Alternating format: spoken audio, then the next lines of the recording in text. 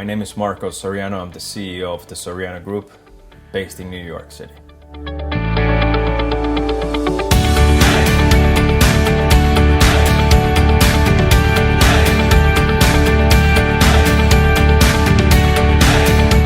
I'm a venture capitalist based in the US. However, we take a look globally at all the different opportunities that would make sense according to the investment criteria that we have. We do put a lot of value into infrastructure today, especially considering that there's a lot of countries in Europe most likely to go into default, and that has presented a lot of opportunities for us to take a closer look and perhaps start diversifying our current portfolio.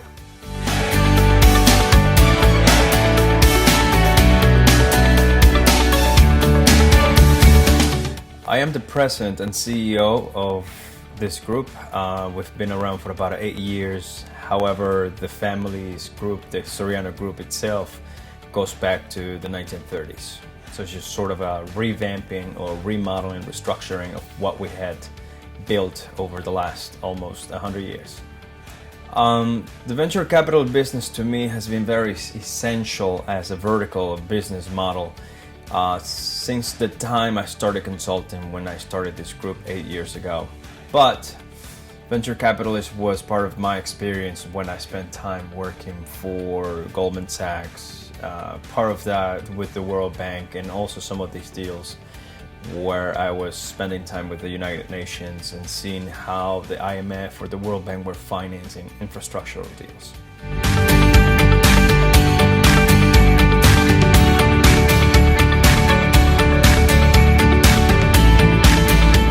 In terms of experience, when I look back, probably looking at about 12 years of experience altogether.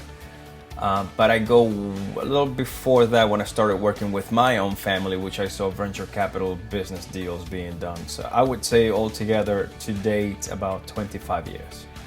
I think VC or venture capitalist or venture capital investments are essential to the economy in any country. The private equity funds, the hedge funds that we are accustomed to hear about are really where the economy begins. These are the people that invest into startup companies that eventually become public companies, and that's where your secondary market is born.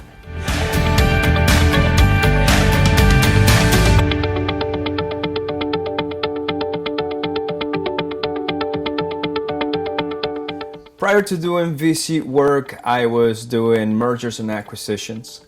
I was representing big conglomerates in such transactions, where I got to leverage a lot of my experience, my skills, and also the connections with the big corporate owners in the world.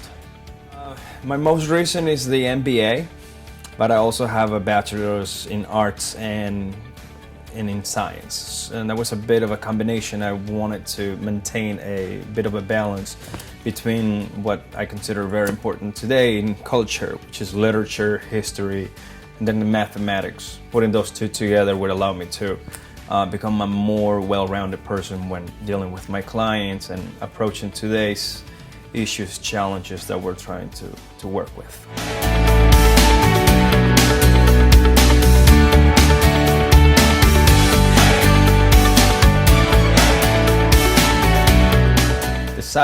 The size of the deals depends.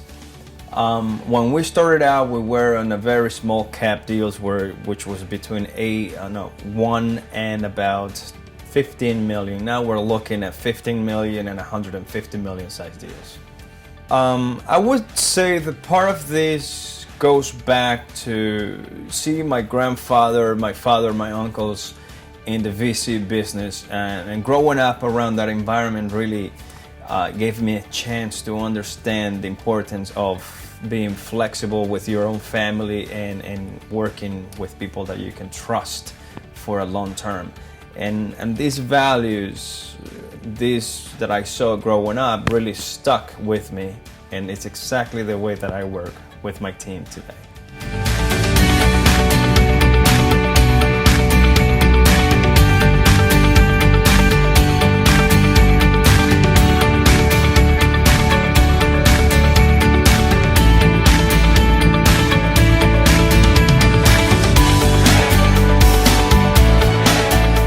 significant factors that made me decide to become a VC was today's current crisis in the world. We're a family that has been in the US for quite some time, but home has always been Italy. So looking at Italy today, going through this current crisis has really awakened an interest and passion again to be a very small part of this revitalization process, which hopefully won't take too long to happen.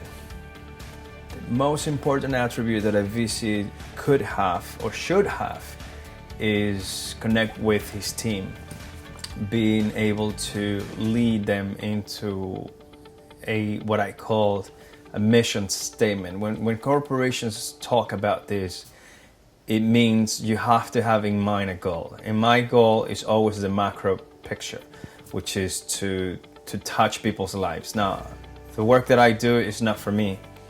The work that I'm doing is for my son's children. So I'm thinking 2 generations ahead of me. And that's the main objective that keeps us doing the work we do and the way we do it.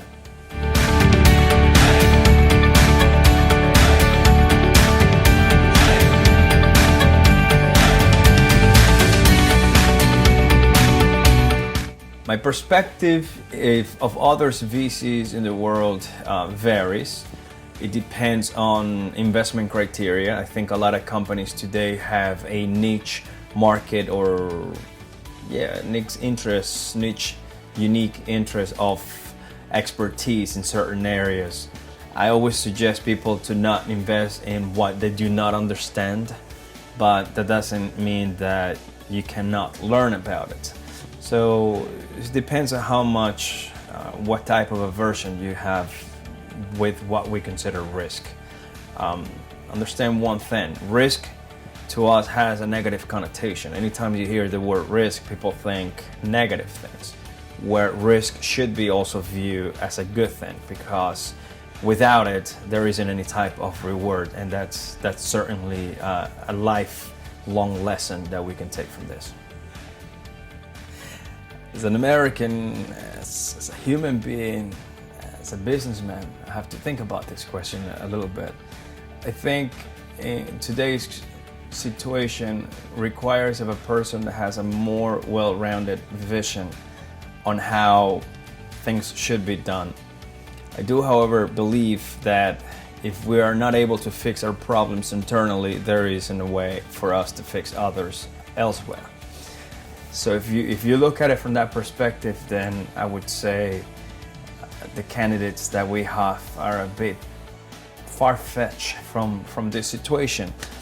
On the other hand, we have a system like the IRS that definitely needs to be restructured. We do understand and notice that a lot of venture capitalists, private equity funds, hedge funds are migrating out of the country. People with a lot of money, wealthy families are also leaving, and those are signs that we need to change.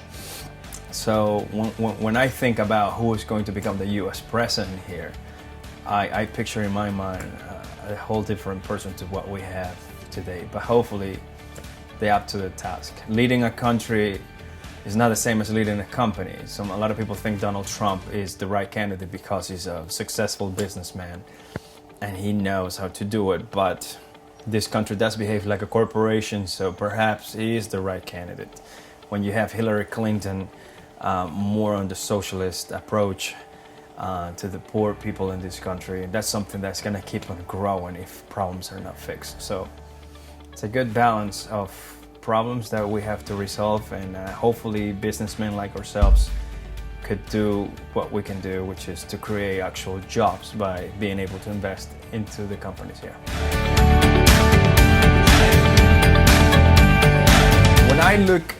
When we will look at Europe, the crisis that hit us in 2008 hasn't gone away. And the fact that it's still there, it has presented several opportunities to enter into markets that in the US we wouldn't be able to. I had mentioned before, infrastructure, it's something that we're looking at very carefully today, and this is what Europe is offering. So we have to also kind of be clear that everything is global. Companies are global. People can travel about anywhere in the world with so many different means of transportation. So migrating to a different business setting with the same business model that works here could perhaps be a good strategy. That's to be seen. When we're looking at the whole spectrum of investors, there is this speculation or belief that Asian investors tend to be more aggressive, gutsier than Americans, and that is in fact sort of true from a due diligence perspective as well as compliance levels. We have become a country that it's scared of scandals, scared of fraud. We had the Bernie Madoff scandal that really shook off a lot of the American society with investments. We keep on hearing about these investment banks,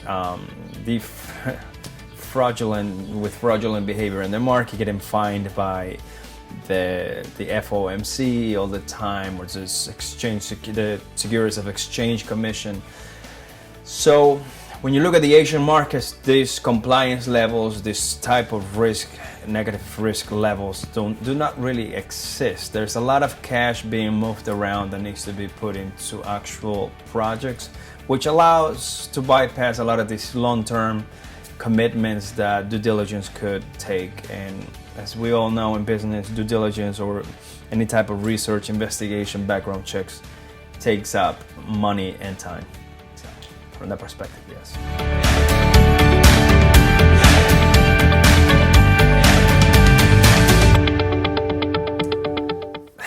It's a very interesting. The most important industries are those that complement the most basic needs to a human being, to society, to a community. So when you're looking at energy, water, infrastructure, I believe, and food, I believe these are the top verticals to maintain an economy and a society going forth.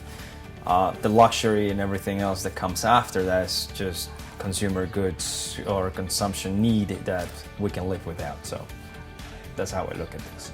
So when we're talking about due diligence, due diligence is something that I actually enjoy doing. When we're analyzing companies, we have to break them down into every single component that can potentially be either restructure, relaunch, cancel, deleted, you name it. It's like a puzzle. So you take a look at a puzzle that has been made. Now you need to make sure that each piece is where it should be. And due diligence allows you to do that. And today, I believe you have to be as diligent as possible, but with the task in mind that if you take too long, you may kill the deal itself. So we have to kind of balance time and cost with due diligence in terms of practicality and execution.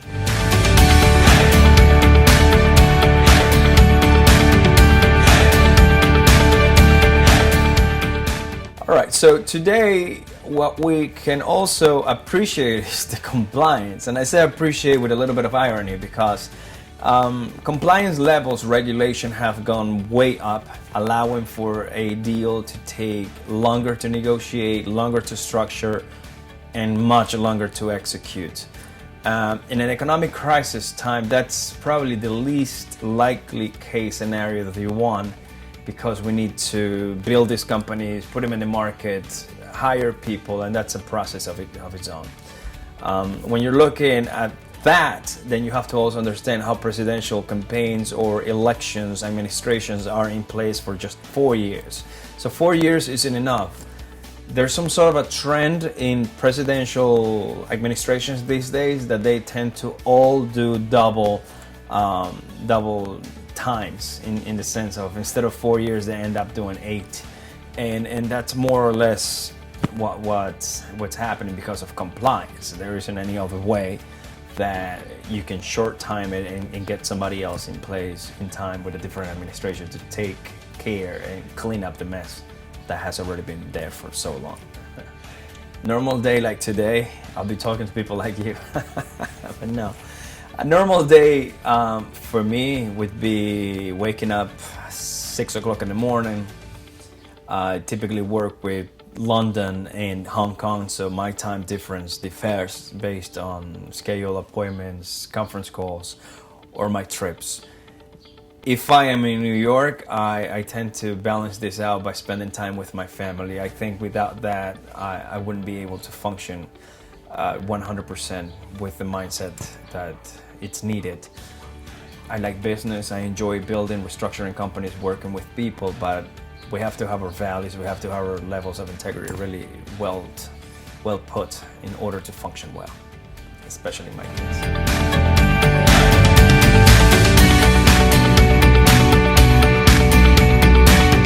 So we do find resistance in capital markets worldwide. Some of those resistances are cultural. So if you don't understand the history of a country, if you don't understand the history of the people, if you don't understand the language itself that they speak, it's very hard to penetrate such markets. So what we tried is integrate ourselves automatically as fast as possible to be able to connect with the level of business that we need to do. So yes, that's a resistance that I find probably everywhere. How do we bypass these obstacles goes back to what I was saying earlier. We like to integrate ourselves, integrate solutions with the problems that we see have a similar trait to what we have experienced before in US markets, Latin American markets, and prior clients' situations. So this integration, takes a bit of time. But I think in my team, most of my team members are willing to learn a new language, to relocate, to travel, to get to know what really a region, a territory has to offer.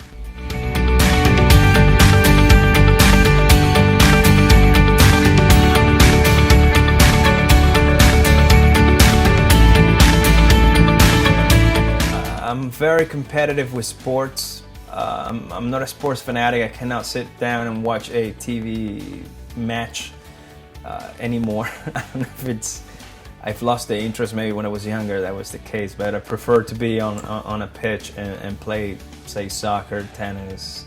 I ride polo horses, so those are kind of like my funny events. With my own family, I like to be funny, play jokes, be playful, and show my son that it's not just about the work, but about living life with the best expectations you can possibly have. Like I said, I'm not a sports fanatic, but I do follow teams. I follow teams like the Barcelona team. I like Juventus. Depends on the country that I'm in. Manchester United if I'm in England. And I kind of choose my sides because everybody is into this. That's a cultural aspect of European sports and European everyday life. Whereas in the US, I'm a fan of the New York Giants or the Yankees, if I have to choose those teams.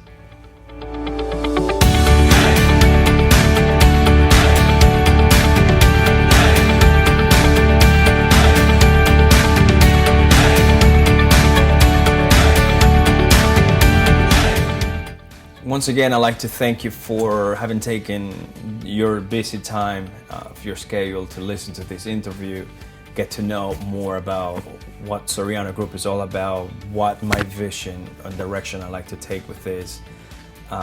We're a family office that likes to welcome other families and people that like to understand about the business world a bit better from our lens. I welcome you to be in contact.